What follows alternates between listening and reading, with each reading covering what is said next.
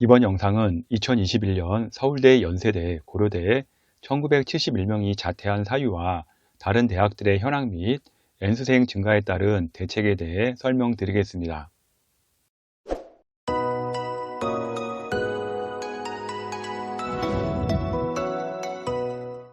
대학 알림이 발표 자료에 따르면 2021년 10만 명의 학생이 중도 탈락 자퇴를 했습니다.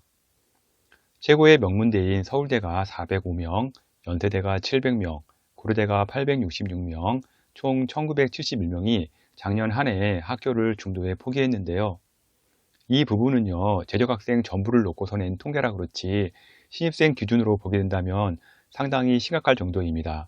재적생 기준으로는 서울대가 1.9%, 연세대가 2.6%, 고려대가 3.2%라 그다지 커 보이지는 않습니다. 신입생이 입학을 하게 되면 서울대 같은 경우는요, 100명 중에 4명이, 연세대는 6명이, 고려대는 8명이 그 해에 그만둡니다. 서성안으로 가게 되면 더 심각한데요. 서강대는 100명 중에 12명, 서강대 자료를 보게 되면 1804명 중에 217명이 신입생이 그만을 두게 됩니다. 그래서 10명 중에서 1.2 비율로 그만두게 되고요.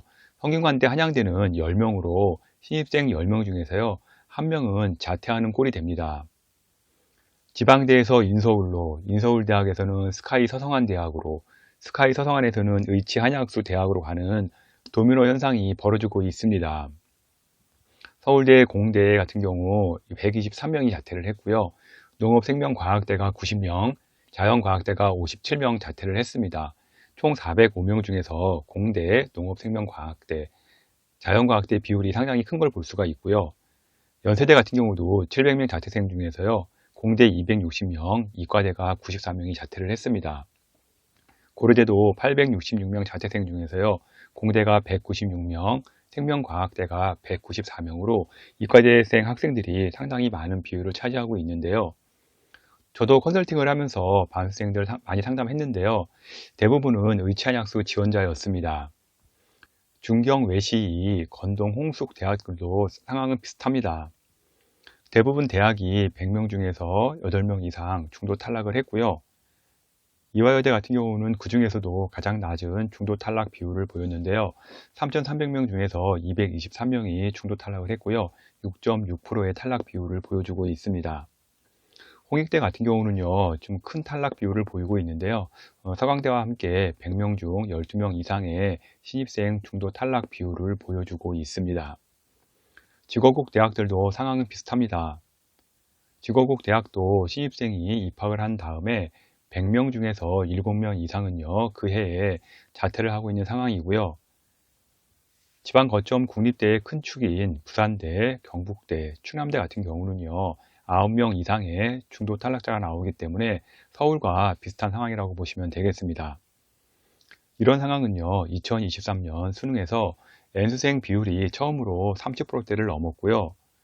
3명 중 1명은요, N수생이라고 보는 게 좋을 것 같습니다.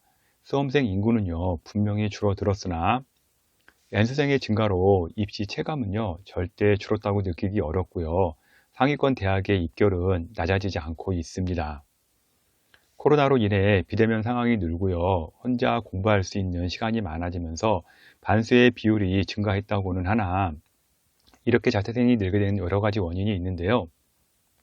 첫 번째, 코로나로 인한 독학 시간의 증가입니다. 혼자 있는 시간이 많아지고요. 입학을 해도 유대관계가 소홀해지기도 하다 보니까요. 반수를 택하게 되는 경우가 많아졌고요. 두 번째는요. 이공계의 국가적인 지원이 부족입니다. 이공계에 대한 충분한 대우가 부족한 사회적 현실이 있고요. 국가에서 이 부분은요. 향후 중대한 과제로 다루어야 할 부분입니다. 세 번째는요. 의약학 계열의 압도적 취업률과 직업 안정성인데요. 저같이 IMF를 겪은 부모 세대들이 이 부분은요, 아마 가장 뼈저리게 실감하는 부분이 될 겁니다. 제가 입학할 당시에도 연고대, 공대 갈 정도면요, 지방의대를 갔었습니다. 그러나 직업의 안정성에서 의학학 계열을 따라가기 어렵고요, 연봉, 취업률 또한 압도적인 사회적 분위기인 상황이기 때문에 이 부분이 많은 영향을 끼쳤다고 볼 수가 있습니다. 다음은 문이과 교차 지원 통합인데요.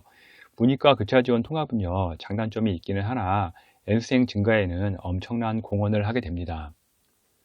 전혀 문과에 대한 관심이 없다가요, 상위 대학을 가기 위해 문과를 택한 경우 아마 적응하기는 쉽지 않을 겁니다.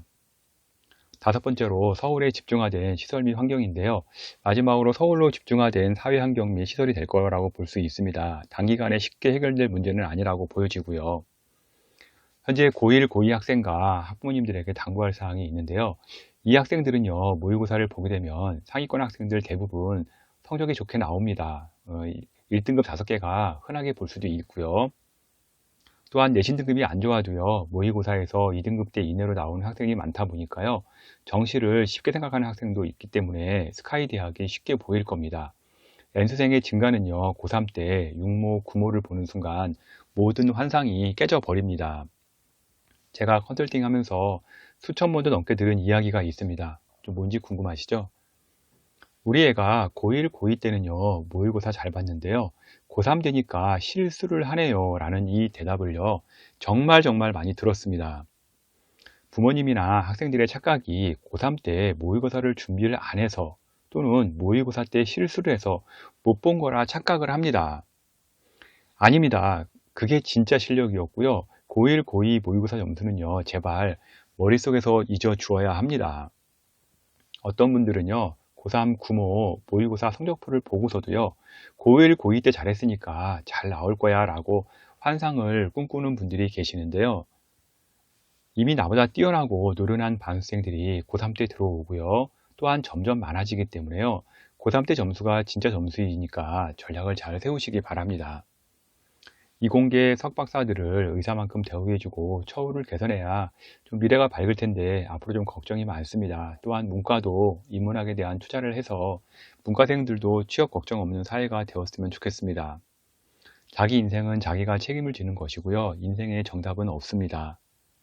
자본주의 사회에서 돈이 우선이고 성공의 잣대가 될 수는 있겠지만요. 가장 중요한 건 본인이 하고 싶은 일 하는 게 아닐까 싶네요. 컨설팅 문의가 많은데요. edpaper.kr로 의뢰해 주시면 제가 직접 상담을 해 드리겠습니다. 지금까지 N수생 증가에 대해 월간교육신문 컨설팅 이세영 대표가 전해드렸습니다.